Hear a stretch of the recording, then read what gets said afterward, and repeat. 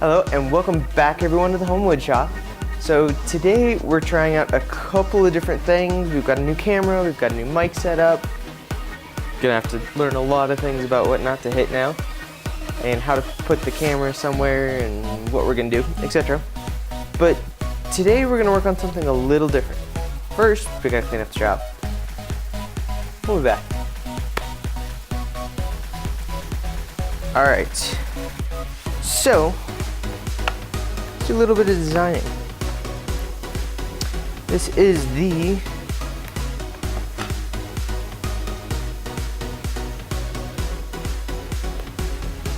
broken pencil. Still broken pencil. Shooting target design. Alright, you guys can see that, right? No, you can't. Alright, so you guys, we are going to make some plans. So the rough shape that I want is kind of, here, I need to grab a bigger or more bold pencil.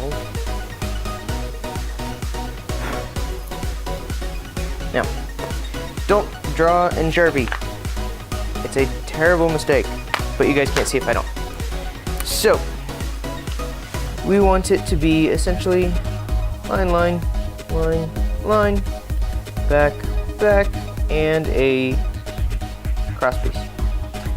Now I'm thinking of doing this all out of 2x4s. Now the question is, how high do I want to make it, and what is the spacing between those two for a target? Because these are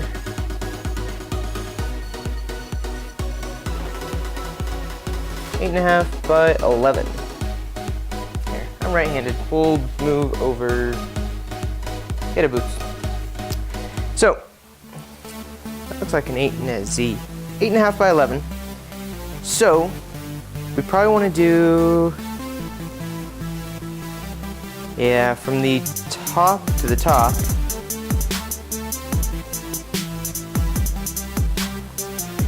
We want this distance to be 11. Yeah, because that's only a 2.5 inch distance, which will give me plenty of space for that. So this is 11 inches. How high do I want it? About, where's tape measure? I got one somewhere.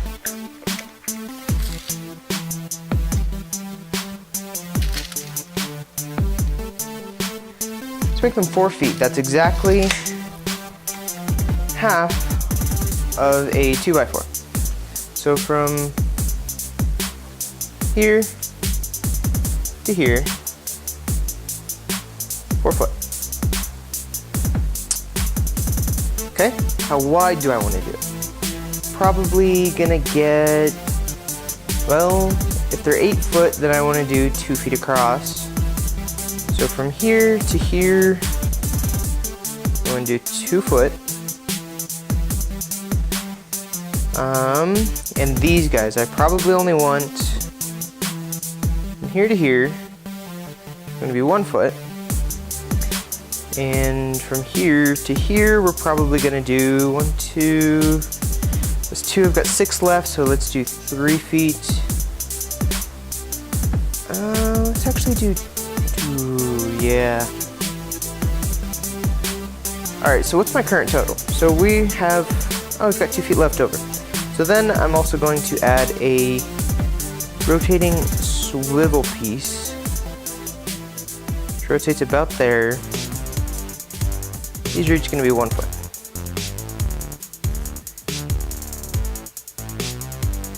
That way, I can adjust it on unlevel ground. I like it. So, let's figure out what materials do I need. So I've got 2 2x4s, 3 2x4s, sorry, 3 2 foot 2x4s. These are 2 4 foot 2x4s. I need 2 1-footers and 2 4-footers. So this is going to go to 5. So in total, I need 5 of those. Ooh, this is gonna be some weird math. Yeah, weird math. Yeah, because I need 5. 1, 2, 3, 4, 5. Okay, well, that's gonna be interesting. So that is 20 foot of 2x4, which is 2 plus a half. Yes, 2.5. We've got 4 feet left over, so we can do. I need 3 of those, which means I can get 2 of them out of there. Planning's hard, especially because my blueprints might change because of my logistics. Because I've got 4 feet left over, so I can do 2 of those. Because that's 2 boards plus your half, which means that's 3 boards. Then I have another 2, 3, 4 feet that I need. I only need 3.5 boards per. I'm probably gonna make 2 of these, I don't know. And I'm gonna try and do them mostly out of Japanese joinery. That's gonna be the hard part. I don't know how to plan that guy. Because it's mostly gonna be tenon and mortise.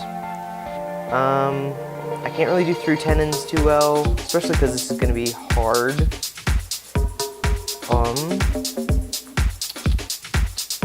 I'll have to look up some more Japanese joinery. Get some better ideas on how I want to make these 90-degree connections. Because, well, it's gonna be hard. These guys I can do tenon and mortise. That's not too hard because we're going to do a vertical pin or tenon.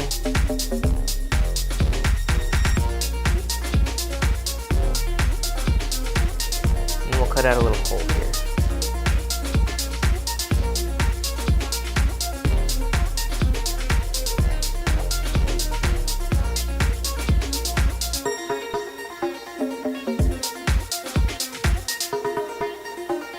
Voila, that'll be these guys. So that's the top.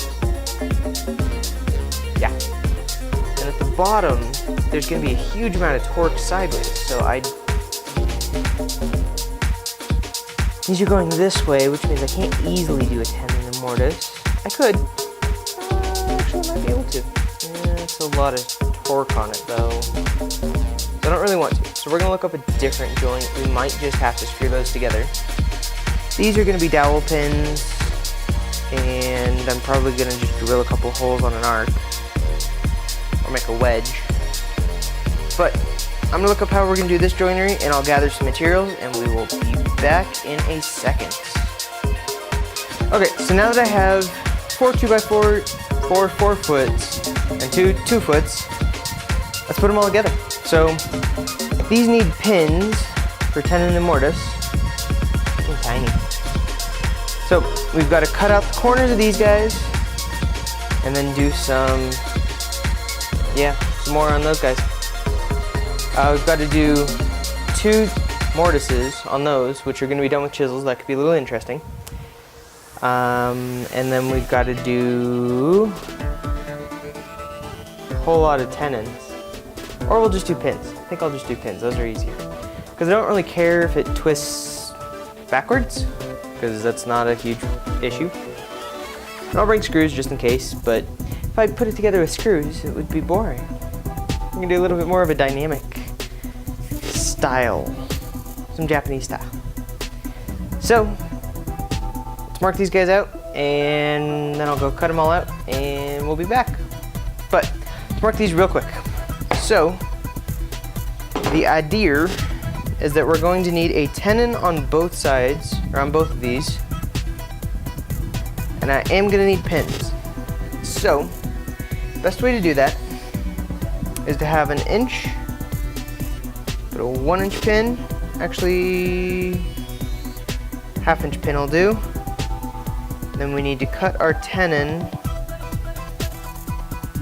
down to about here. So we go handy dandy tape measure and the dirty side. We're gonna go in 1 inch, do a 1/2 inch, and then do another 1 inch. These are 1.5. another 1.5. So that's 3 inches off of my 2-foot board. 6 inches, so it's only going to be 18 inches, which means I can only fit 1. If I overlap, then I can fit 2 targets, but we'll see. So, we mark the first one at 1 inch, the second one at 1/2 inch more, and the third one the size of a 2x4. So we need that pin. Okay, so at this point the camera decided to give out. So we go through, we do a whole bunch of marking, and then we switch over to the chiseling for the tenon and mortise. So while we were actually messing with the chisel, the hammer exploded. So that was not exactly what I was hoping would happen, and my hammer actually exploded into 2 pieces, which really doesn't help. It makes it really hard to finish this project.